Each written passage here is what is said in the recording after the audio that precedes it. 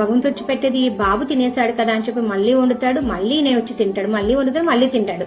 అది చూసిన తల్లిదండ్రులు ఏం చేశారు, అమ్మో ఇలా కాదని చెప్పేసి ఆ బాల చైతన్యుని తీసుకెళ్లి బలవంతంగా పడుకోబెట్టి ఆ రూమ్ కి అంటే గడి కూడా పెట్టేస్తారనమాట, రాలేడు బయటికి అని. కానీ లాస్ట్ కి అతను ఆ బ్రాహ్మణుడు విసిగిపోయి ఏడుపొచ్చేసింది ఆయనకి. ఏడుపొచ్చేసి మళ్ళీ వండుకొని మళ్ళీ అర్ధరాత్రి పూట 12 గంటలకు వెళ్లి తన ఇష్టదైవానికి నైవేద్యం పెట్టగానే మళ్ళీ ఎక్కడి నుంచి వచ్చాడో కానీ బాల చైతన్యుడు వచ్చి మళ్ళీ నైవేద్యం తినేస్తాడనమాట. తినేగానే ఆ బ్రాహ్మణుడికి ఏమైపోయింది, ఏడవడం మొదలు పెట్టాడు.